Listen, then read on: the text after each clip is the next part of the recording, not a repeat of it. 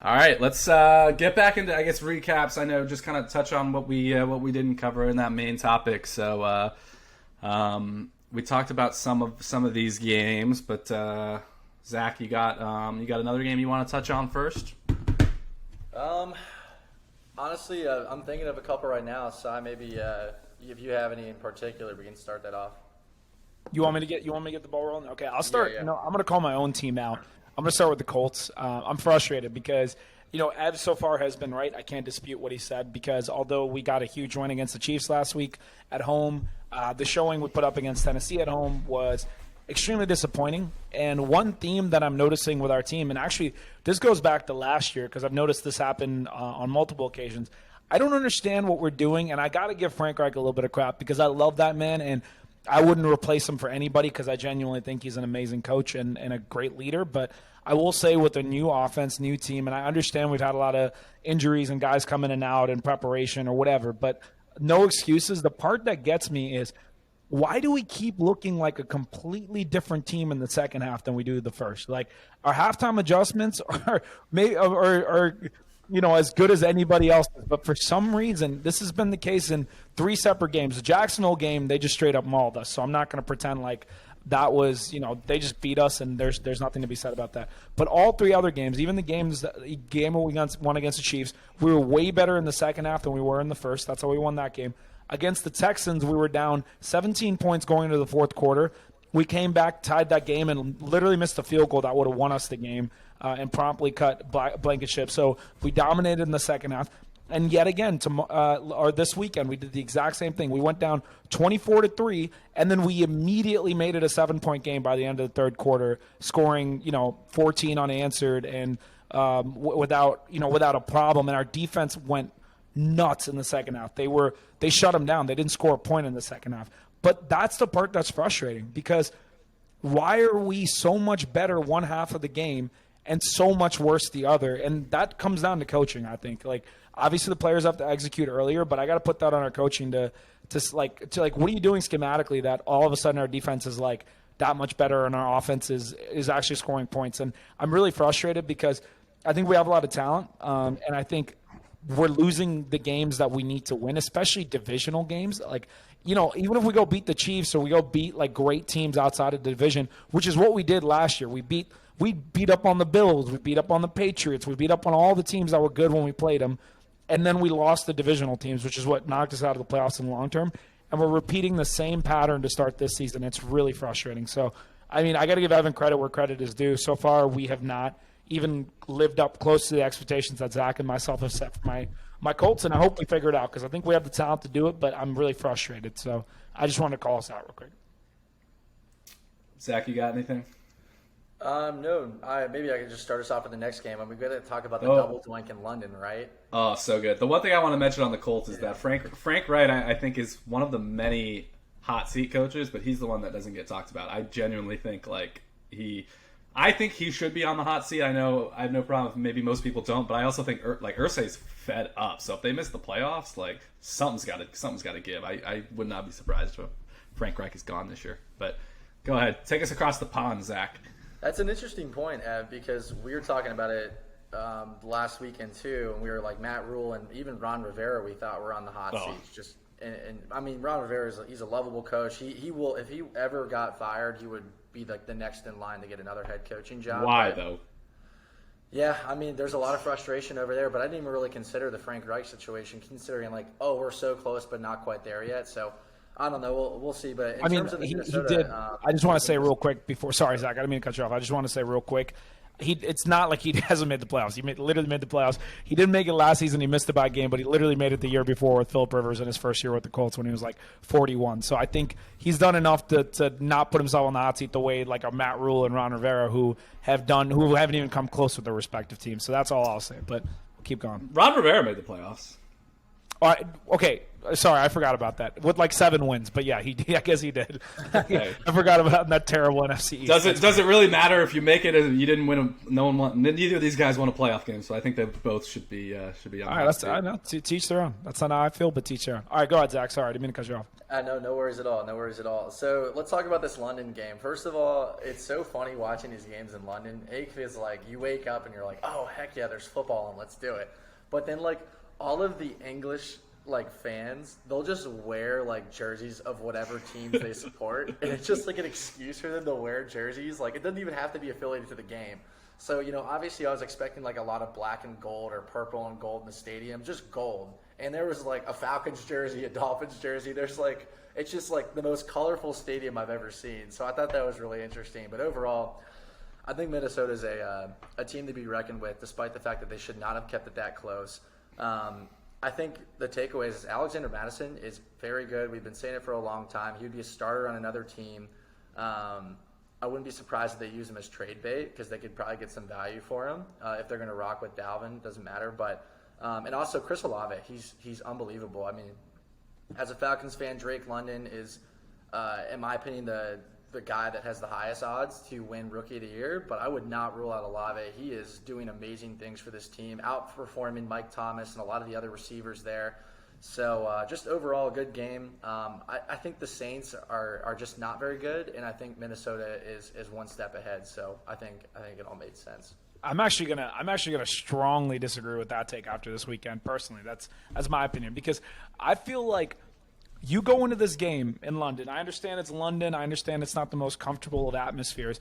But you go into this game playing against the Saints B team, literally their entire B team, to the point where they don't have their starting quarterback in. They don't have their starting running back in, which was last-minute news and very frustrating from a fantasy perspective, but we can touch on that later. They don't have their best or their number one wide receiver in Michael Thomas in. They're literally missing the best part of each of their components. And you played that team with a fully healthy roster. You have everybody. Like, I don't think there was any major players out for the Vikings. And you barely win that game. I mean, it came down to a double doinker. Granted, it was a long field goal. It came down to a double doinker to go into overtime against that team. Like, that does not instill confidence in the Vikings for me personally. And the flip side to that is I think we gave them so much credit for the new coaching that they have. But I feel like thus far, outside of their win against the Packers week 1 was that week 1? I think it was week 1 where they beat the Packers. Outside of that, nothing the Vikings have done thus far has made them seem any better to me this season than they were last season. Really, the only reason that they even won this game is because Justin Jefferson is the truth. And he is right there with Cooper Kupp as the best receiver in football in the sense of somebody you can lean on, and along with Devontae Adams and a couple of those other guys like Deebo Samuel. And he carried that team on his back because if it wasn't for him, they would have lost the game to the backup squad of the Saints. So I actually feel differently. The only thing that's their saving grace is took the Packers to overtime to beat Brian Hoyer. So maybe that's another game to touch on. It just seems like that division as a whole, the Lions have been the most impressive team in that division to me personally, in the sense of not in the sense of them making the playoffs, but in the sense of them somehow being competitive when nobody expected them to be, versus these two teams where they've gotten a lot of credit from us, but they've kind of underwhelmed, is what I'll say. Yeah, I agree. I think Cy was spot on the Vikings. I actually think they've been one of the more disappointing teams in the NFL this year, mainly because I had high expectations for them, but I think the bottom line is they look exactly the same as they did last year. You're just waiting for them to get better, and they're just like, they kind of looked at like above 500, good team, you got good weapons, but like still like just like, they don't seem to have what it takes to kind of put some of these teams away. Like the Lions game last week too, they probably should have lost. Was another disappointing one, but yeah, Green Bay still working to get it going. Shout out Bailey Zappi. Bill Belichick almost stole one. I just loved watching him coach that game because it's like, it's almost like he's coaching a high school game where it's like you have to come. You're playing a team with like so much more talent. You're just like doing things like no other NFL team has to do to try and win a game. just hardly even just running the ball to run the clock out and go to overtime, like all that kind of stuff. But he almost stole one. But Green Bay gets a win, and hopefully they can start to build on it. But the game I'll shift to, if you guys are done with that one, is all the way back on Thursday night. Bengals get a big win, much needed win against the Dolphins. Really concerning situation with Tua. Obviously, the guy that did the concussion review first time around has been fired, so there's a lot of chatter after that. But hope Tua is doing okay and can come back on the field soon. He's out this week against the Jets. But the Bengals get a big and much needed win. Obviously, it was without Tua for half and then a little more than half of that game. But offense looks good for the Bengals. I think they can start to get it rolling here. Big game against Baltimore this weekend, but good to see them get one on the board against a really good team on Thursday night and hopefully get it moving. Yeah, that's a solid point too, because I think it was worth stating the Bengals got a nice big dub there that they needed back-to-back weeks. So Super Bowl runner-ups are making statements here. I'm trying to remember. You made a point prior about teams. Oh, I wanted to say this. I know we're doing a recap, so to speak, but I will say, if we're recapping just in general, I got to point out the Eagles, the only team 4-0 in the NFL, and they're the only teams that I think throughout the first 4 weeks that we can't scrutinize thus far, because they've played great all-around football at every facet of the game. Versus, I think we can pick on one team or the other, but outside of the Eagles, I can't point to any other team and be like, yeah, that team has been amazing week in and week out, and that's a testament to the Eagles, because I'm noticing this year compared to the last couple of years where we came out of the first 3 to 4 weeks of last year, for example, with 4 or 5 teams where we're like, wow, all these teams have looked so good so far. That hasn't been the case this year. I actually think there's only a few that we can even say, oh, these guys look like legitimate Super Bowl contenders. Because, for example, the Rams losing last night to the 49ers, I think that's a game to talk about. There's just a lot of teams that I think have started the season off not as dominant or as great as maybe we as fans expected. So I got to give a shout out to the Eagles that, in lieu of all that, they have won 4 in a row and then just beat the Jaguars pretty convincingly against a team that a lot of people are starting to think, oh, the Jaguars might be the class of the AFC South. So that was really interesting to see. So shout out to the Eagles, really making big moves. They're the truth. Other recaps. I know the Bills and the Ravens game was pretty back and forth. The Ravens actually had the lead for the most part. Harbaugh, this is what I respect about him, but this is what he gets a lot of criticism for, is going for it in crucial 4th down situations where, you're not even in your own territory yet, which actually they didn't convert, and then Buffalo went ahead and they ended up taking the lead. Actually, I think it was like a 1-possession game at that point in time. So, you win some, you lose some. I know he had a little bit of a spat with Marcus Peters on the sideline. Not sure if you guys saw that, but I don't think there's any concern there when you're playing the best team in the league in the Buffalo Bills. But I really do like the Ravens this year. And I think the AFC North is going to be really interesting too, with Cincinnati getting some momentum, Baltimore dropping, but playing some really, really strong teams these first couple of weeks. The Dolphins, the Bills, a lot of these juggernauts in the AFC East. So I think Baltimore's going to be just fine. Any other games, Ev, that caught your mind? Baltimore's another. I'm sorry. Yeah. I was just going to say, if you're going to jump over to another game, I just wanted to say, real quick about Baltimore. This isn't okay. They can't have Lamar play like an MVP and have Mark Andrews and Duvernay and Bateman all playing amazing on the offensive front and then keep blowing leads on the defensive side. You're not going to be a Super Bowl contender or even win your division at that rate. I feel like Baltimore, we've been giving a lot of positive kind of pats on the back to because we love Lamar, and Lamar deserves those because he's been amazing. But that defense is supposed to have one of the best secondaries and supposed to be super well coached in defense, and they haven't proven that. So I just want to call that out. Size spot on again there. And the funny thing is, supposed to have one of the best secondaries. I feel like that's all them saying that, though. Because last year, their defense, specifically their pass defense, was one of the worst in the NFL, and they were super beat up, all that jazz. But coming into the season, the narrative was we fixed the back end, we fixed the defense. And yeah, like you said, should they arguably be 4-0, right? I mean, Miami, they should have won, and Buffalo, they should have won. So I think they're 2-2, right? So yeah, I mean, they got to start closing out games, and otherwise, it's not going to matter a whole lot down the stretch. And as the Bengals start to play better, that is going to be a good game this weekend. I'm looking forward to that one, but another opportunity for them to win at home. But we will get into that game during the picks. We talked about the Chiefs' incredible performance on the offensive end. For them, I think that's Geno Smith. Shout out, dude. The Seahawks are scoring more points than they've ever under Russell Wilson. So he's Geno playing is out of slinging his mind right now. He makes me want to sing Country Roads right now, but he's playing like he's back in West Virginia, boys.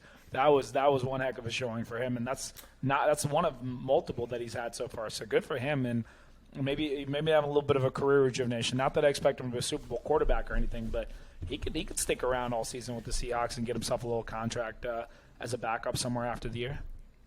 Not a whole lot of country roads being played this year, except for when they played Tech, right, Zach? I forgot about that. That was great. Good plug. I love it. You're lucky you're a couple states away from me right now. That's all I got. Last night the 49ers pretty much dominated the Rams, which we keep getting trapped by these spreads where Vegas is onto us a little bit. But the Niners are such a mercurial team. They seem they play well at home, then they look awful like they did against Denver last week, and a little up and down for them as they always are. So the bottom line, I feel like after this week, is a lot of these teams that you kind of expect to maybe make a jump this year or like look a little different than last year. It's like, I don't know. In a lot of ways, it's same old. Like the Chargers blow leads, the Ravens blow leads, the Vikings are still mediocre. Like the 49ers are super inconsistent until the end of the year. Like a lot of the same. But it makes me feel really good about picking the Chiefs to win it all. And the Chiefs still dominate everyone. Chiefs, yeah, I love it. Except for the Colts. But yeah, that's it. Should we jump into some fantasy? Let's do fantasy.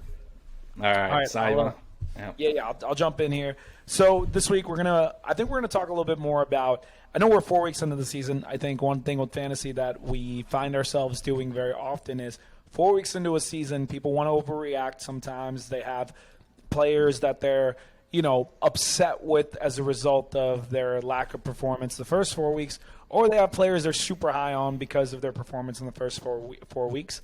One thing that I try to step outside and think about when I think of fantasy football overarchingly is what can you do in the course of the 13-game season with the regular season, and what can you do in the playoffs at that point. So it's 13 weeks. So one thing I would strongly encourage is people don't overreact, especially if you're off to a slow start, especially if you have players with potential. And that's where the segment is kind of teed up perfectly, because we want to talk about players that going forward we want to invest stock in as players that we want on our teams and what we're willing to do to get those guys on our teams. Because I think there's plenty of players right now who people are sleeping on or who are big buy low candidates that I think are great values, and I think going forward will presumably live up to that and then some. So I think that's a great segment to kind of focus on.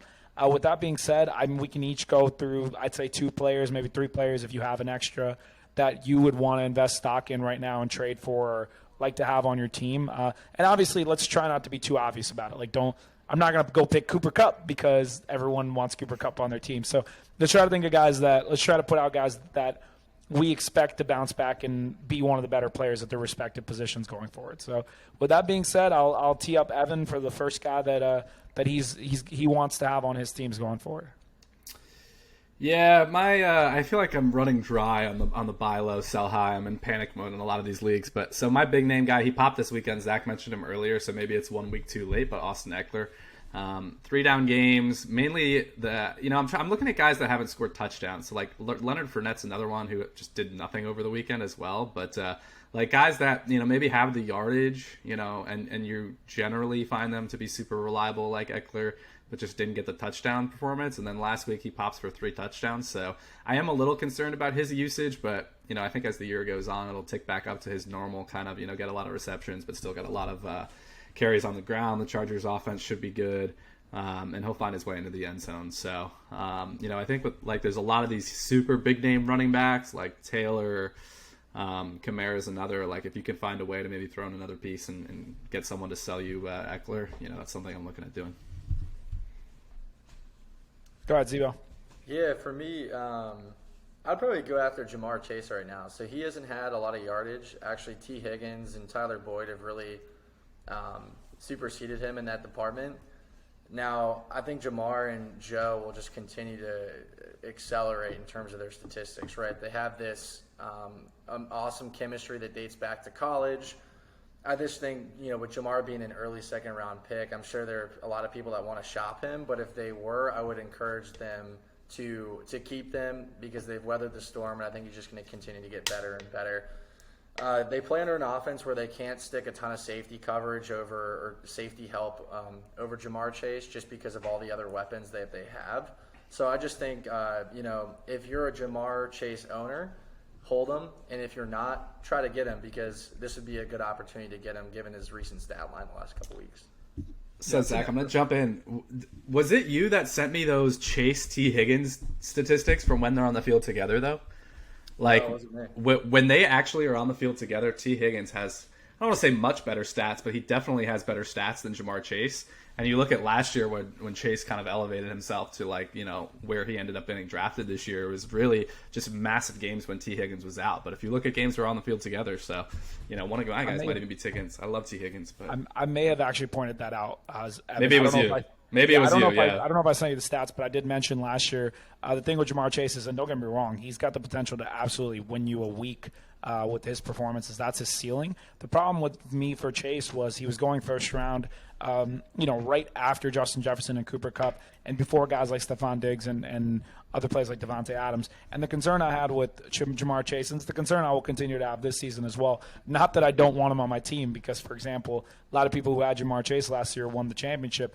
The concern I have with him is T. Higgins got off to a really slow start last year and was hurt, but actually consistently he scored more points when he was on the field for a full game versus Jamar Chase because Jamar Chase had more blow-up games. He had more like 3 or 4 massive games where he scored like 40, 50 points, but in those games, T. Higgins consistently across the board was averaging, anywhere from 12 to 15 if you're talking PPR versus half PPR, and so that's why I was always a little bit concerned about Jamar Chase as a first-round pick for me. It's why I don't have him in any of my leagues. But with that being said, the beauty of buy low and sell high is this is a great reason to get a guy, regardless of all that, at a better value. So, if you can get Jamar Chase for, the price of a second-round guy versus a first-round guy, then I think he's well worth it there. So that's the beauty of trading at this point. And that kind of tees me up perfectly because we'll talk about a couple other first-round guys.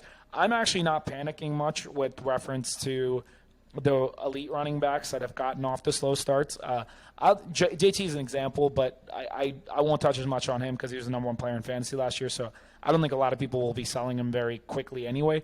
But the guy I will talk about is Kamara because I think now is the perfect time to talk about him. I wanted to talk about him last week as well because first 3 weeks he's had 2 weeks where he's scored 6 to 8 points at most, and I think the big result of that is he just didn't have his usual usage. One, because game 1 he was hurt, and game 3 he came back from injury and they didn't use him nearly as much as he's normally used when he's on the field. And then last week he had that surprising non-start, and that was really frustrating to me personally as an owner, especially in a 9:30 game who has Kamara in multiple leagues. But if anything, that's made his stock even lower for a game that he didn't even play. And I think now is the time that I'm buying heavy on Kamara because obviously this is a big if. I'm not going to say this is a guarantee. But if Kamara is healthy going forward and he plays and he gets to his usual allottage, I have no reason to believe, regardless of whether it's Jameis or Andy Dalton out there, just based on if he gets his 20 to 25 touches that he averages, I have no reason to believe that in that offense Kamara can't be a top 5 fantasy running back going forward. And right now you could probably get him for the value of a top 12 running back versus a top 5, and I'm willing to make that trade. And as a matter of fact, I have in a couple leagues. So I'm gonna tee up my investment in Kamara now and see how that pays off. So you guys can quote me on that and call me out later if I'm wrong. But I feel pretty good about Kamara in the sense of his value now versus I think his returns going forward. Yeah, Kamara is so frustrating to me, which, to your point, you can get him for good value now. So I can't argue there, but it's just hard to trust the guy. I mean, even last year, he was very inconsistent with his fantasy production.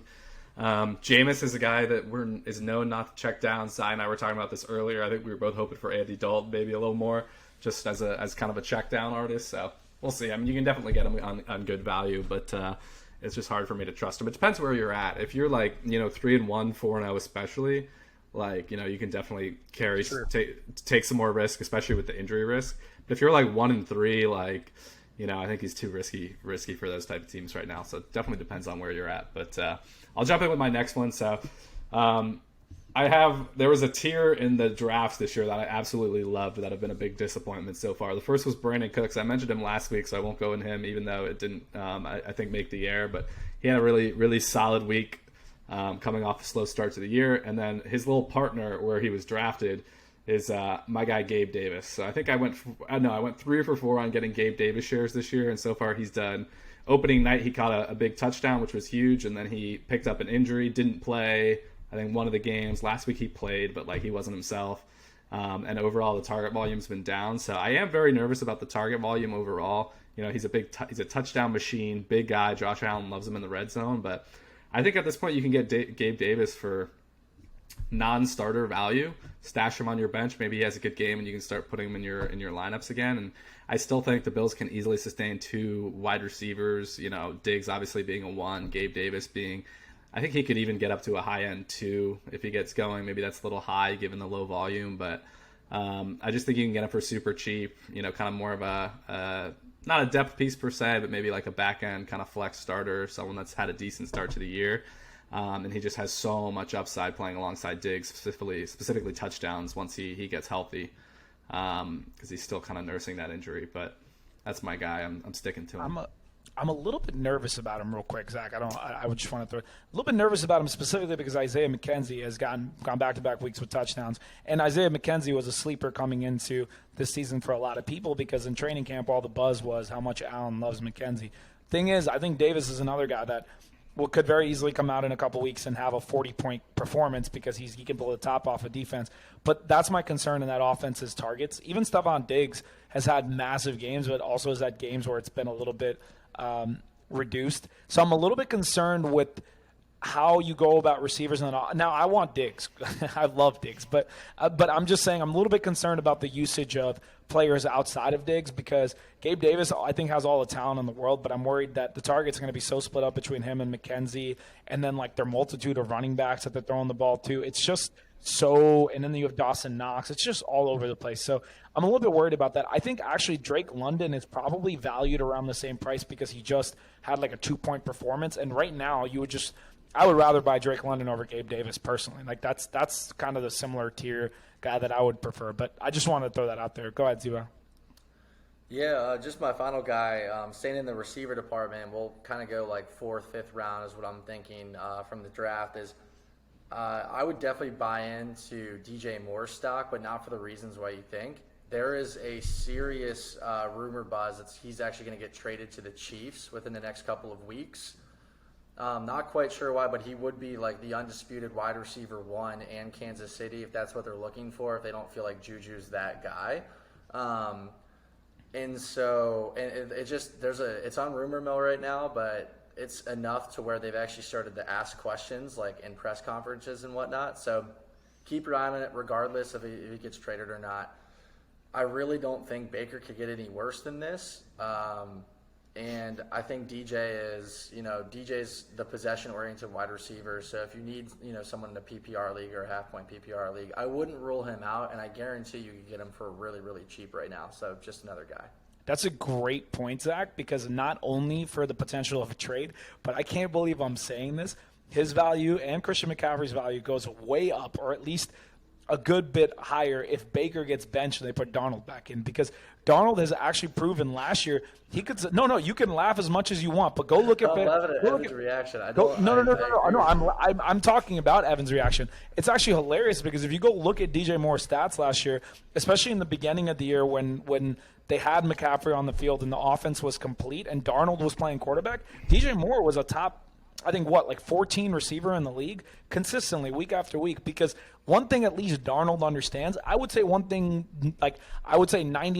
of quarterbacks understand, with the exception of Baker Mayfield, is that when you have an elite or at least a great talent at a respective position that catches the football and your job is to throw the football, you throw it to the guy that's more likely to catch it than others. And for whatever reason, Baker doesn't seem to understand that in his entire career. This is the same argument I've made for years about his inability to get the football to Odell Beckham Jr. And I know there was pushback from people saying, oh, Odell didn't play well with the Browns. But I think Odell proved even in a few games last year with the Rams what happens when you just throw the guy the football. And Baker just has this curse on him where he's just like, I won't throw my best receiver the football. So I really hope Sam Darnold starts. And if he does, DJ Moore and Christian McCaffrey's value immediately goes up because they'll get way more receptions and not that the Panthers will be that much better, but I think fantasy-wise. So I'll say that. And then good one, one Zach. last person. Sorry, go ahead, E.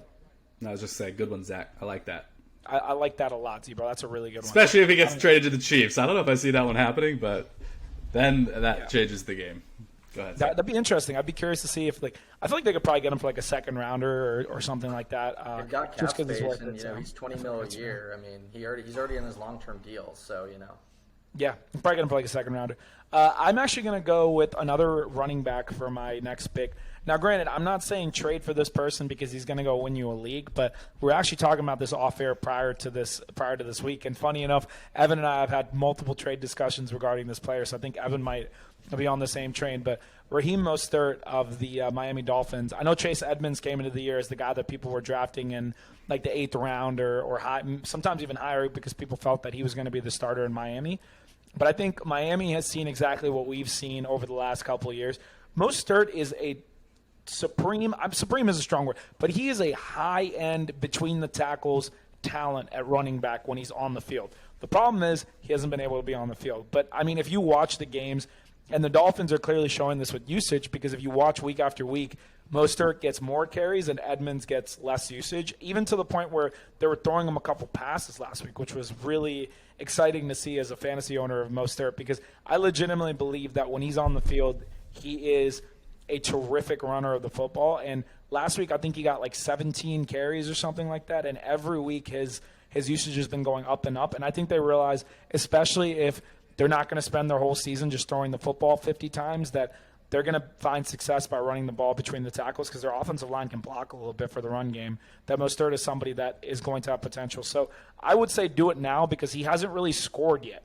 Edmonds keeps hawking touchdowns on his 2 to 3 carries. And I get the feeling Mostert – in that half that Bridgewater played last week, if he had been playing the whole game, I bet you Mostert would have gotten one of those goal line carries. So I think Mostert's stock just goes up from here. So I would say now's the time to trade for him, especially before the Jets game. Although the Jets defense has been pretty good, but yeah, the thing about Mostert is he's like I was like the biggest Mostert stan on the face of the earth like 2 years ago, kind of that year he got really popular and then he tore his ACL immediately. And then when he not tore his ACL, but he gets hurt and then he comes back and Kyle just chooses not to use him basically. But like, he's like one of the fastest backs in the league. So I don't understand. And I want to say he's one of those like receiver in college type guys too. Mm-hmm. That like, I don't understand why he doesn't get more receptions also and like more outside of the tackle stuff. But regardless, he's a terrific back when he's on the field. And then the Edmonds vulturing touchdowns is a little odd to me as well. I don't really understand why Edmonds would be the preferred goal line back, or maybe I'm assuming it was just a fluke, but I'll have to see. But yeah, I like it, especially this week before the Jets game with hopefully a positive game script and less throwing with Teddy in there. But yeah, unless you guys have any other sleepers, yeah, that's great. I've got honorable mention guys down the list is Packers wide receivers. I got Lazard as a throw-in before, and he's off two good games. And Romeo Doubs looks like the next great Packers receiver. Who knows how much he'll get out of it this year because he's still, fairly raw. But he kind of is on the same page with Rodgers, too. If you look at those, like, run checks that Rodgers loves where he's going to walk to the line. If the corner is playing, 8 yards off the guy, instead of doing the run play, he's just going to throw the screen to the outside. 2 straight to Doubs last week, at least that I saw. So I think him and Rodgers are on a good connection. So both of those guys, they're not going to give you a ton. They're not going to be like wide receiver ones, anything like that. But they could be good as bye weeks come around. They could be nice fill-in guys.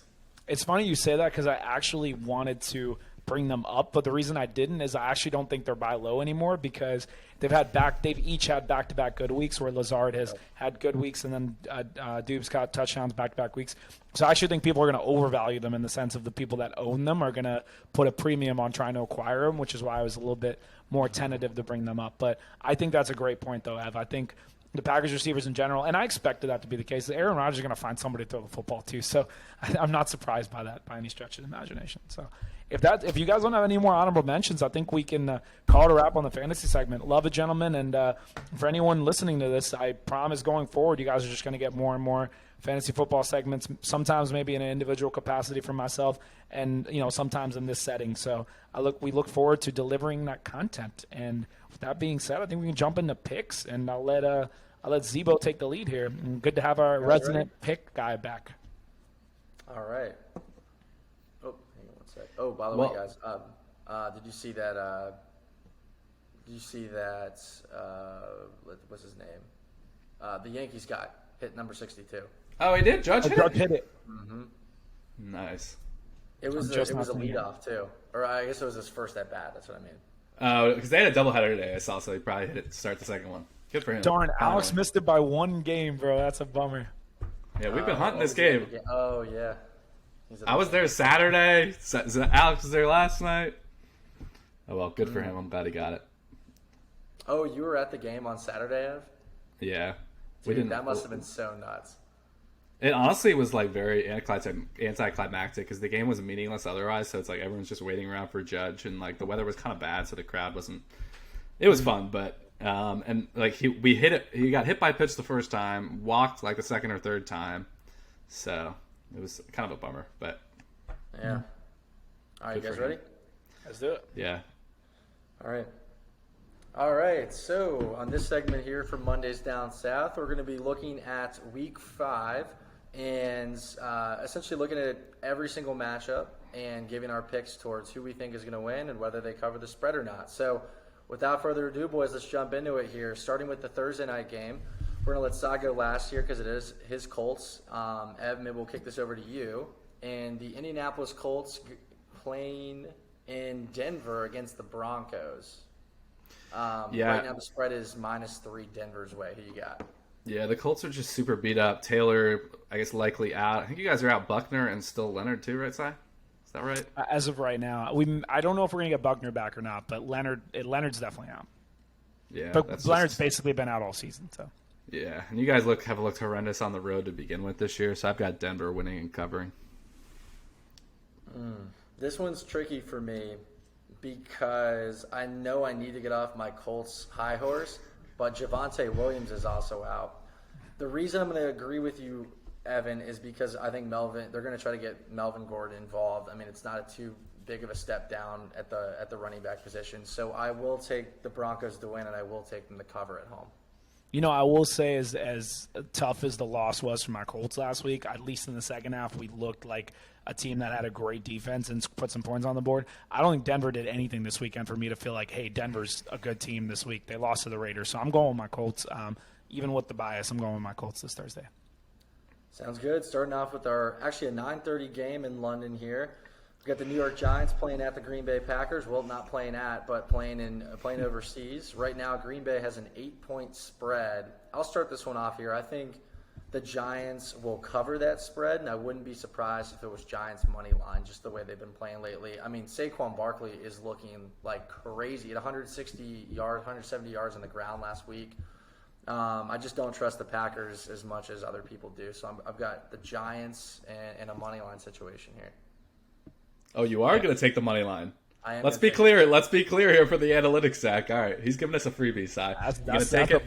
That's a bold one. All right, I will say this. I've been the biggest Saquon stan out of maybe anybody all off season and coming into the season. But with that being said, I am not picking the New York Giants. I am going to pick the Packers to win, but definitely not to cover in my opinion, because I do think this will be close. And it's funny because I think the London crowd is going to be pretty heavily favored towards New York because we get a lot of New York transplants over there. So I think the Giants will have a bit of a home field advantage, but I still think the Packers will win that game. So. Yeah, I have a no cover as well. And the thing I wanted to mention about the London crowd that we were talking about earlier, Zach, is how much they love the kicking game. You know, they love that field goal show at the end of that game with their soccer background. So Graham Gano, one of the best kickers in the league, they are going to fall in love with Graham Gano and old man Mason Crosby, too. He doesn't have the leg, though, so I think they're going to favor Gano. I got Green Bay winning but not covering. Little aspect of football.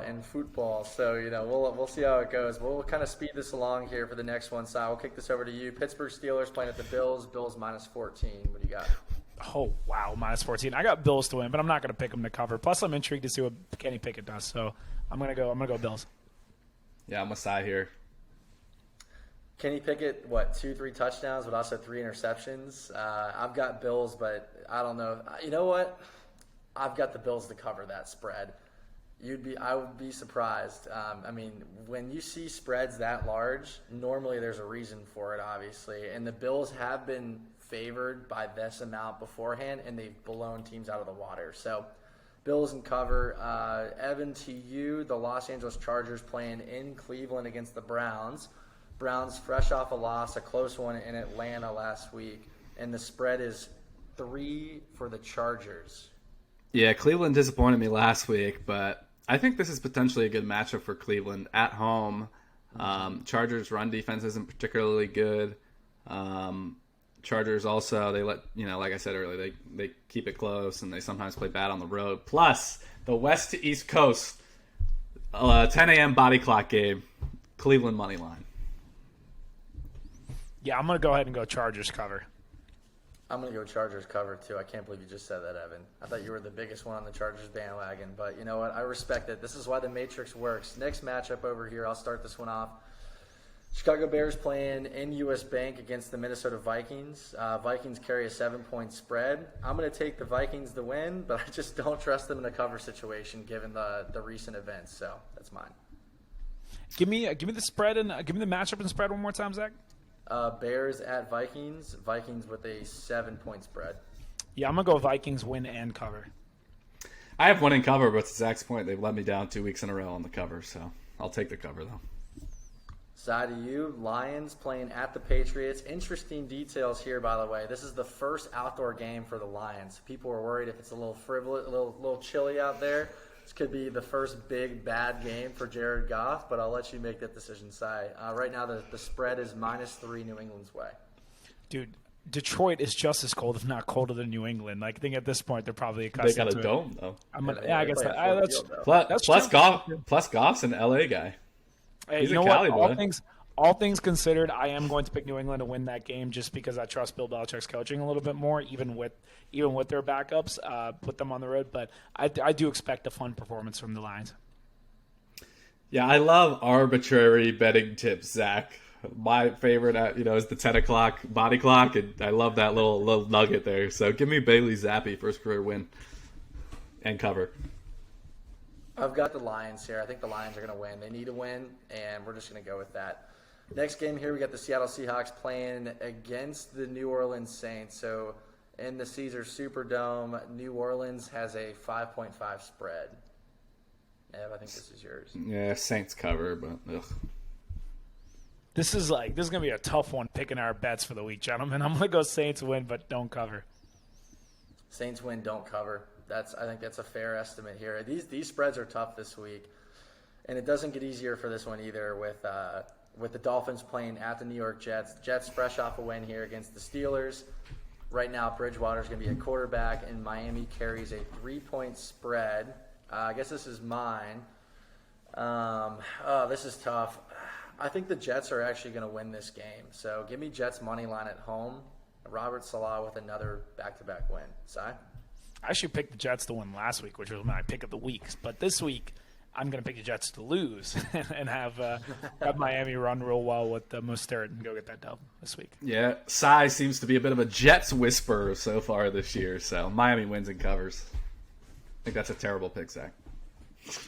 All right, so this next one here is the Atlanta Falcons playing at the Tampa Bay Buccaneers. Si, we're going to give this one over to you. Tampa Bay currently has an 8.5 spread. Yeah, I'm going to go Bucs win, and I'll say they cover, although I'm not super confident in that. But they do have all the receivers back, so I'll go cover. Agreed. Agreed for me as well. Next game here, we'll let Evan go last because it covers his Commanders. But the Tennessee Titans playing in Washington. Tennessee actually has a 2.5 spread here. I guess I'll take this one off. I've said Commanders money line way too often, but why not?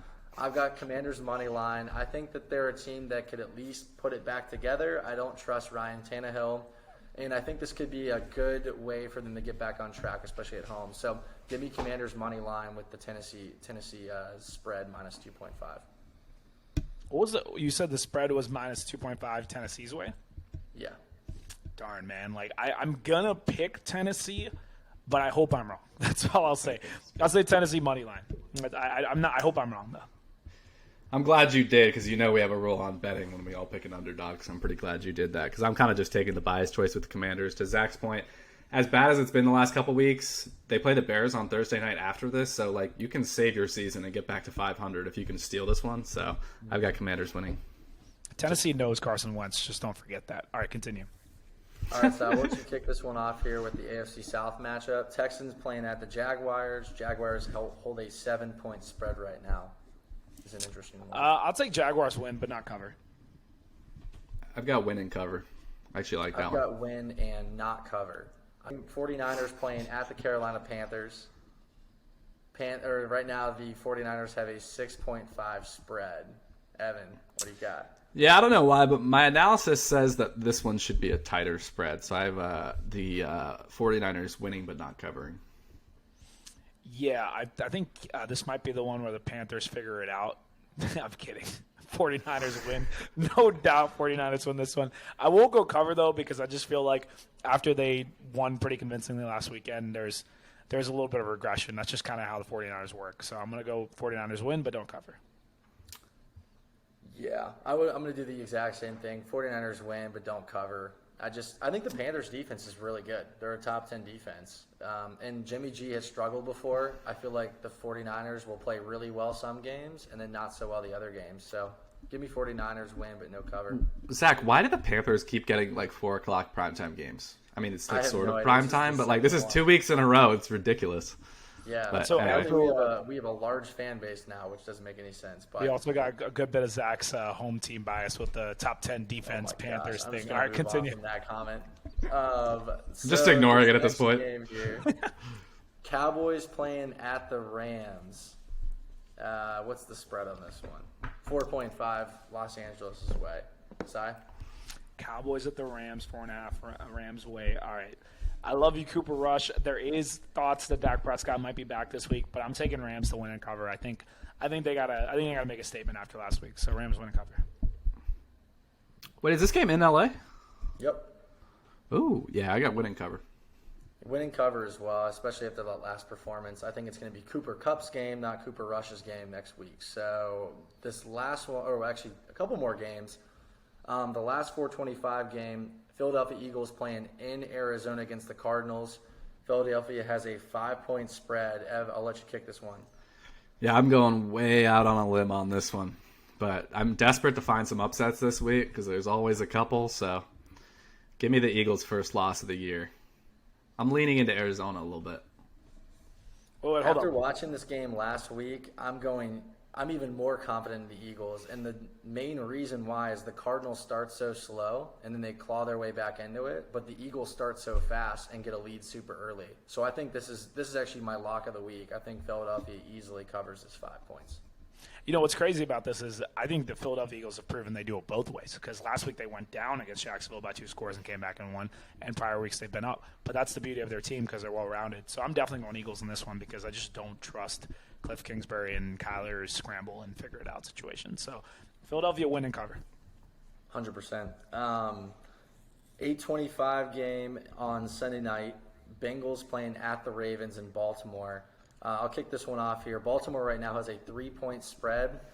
I think Baltimore is going to win and cover this game. I think right now the spread's a little bit tighter just because Cincinnati has been playing better.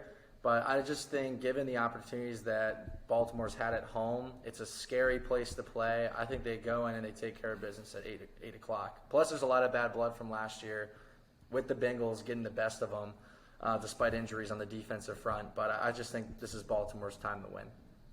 I think Baltimore is going to be angry, and they're going to come out angry. But I will say, though, I think I'm going to take the Bengals just because I picked Bengals to win the division. So I'm going to stick with my guys and go with the Bengals.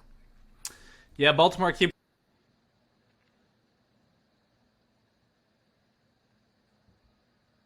Zach, did Evan just disappear for you? Okay. Yeah. Evan, I touched. you kind of disappeared there right when you started talking. So I started over. I hit my my cord, so I think it's a new segment, so you might have to clip the clips together. But I'll start over on the Bengals. So the Bengals or the Ravens, have been blowing leads. So I'm gonna say they blow another lead at home here, and the Bengals get a win. And then finally, Monday night game, Las Vegas Raiders playing at the Kansas City Chiefs. Si, why don't you start this one off for us because we all know what your pick's going to be. Kansas City -7. Kansas City.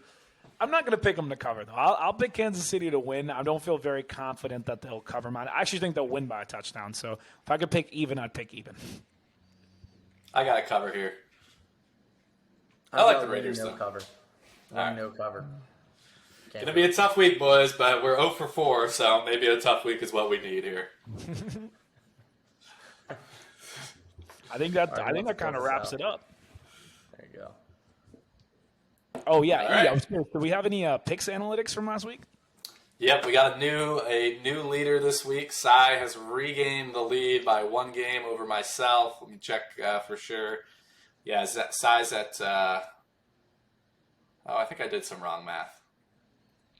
Oh no, We'll I get see. back to Yeah, you on the pick analytics. No, I was a week behind. We're at week 5. Cy has 37. I got 36. Zach, you got 33. So you got to make up some ground. Oh wow, Favorites are 38 and 26. So Cy and I are both creeping in that favorites line. Getting there, but close one. Even Zach's close behind.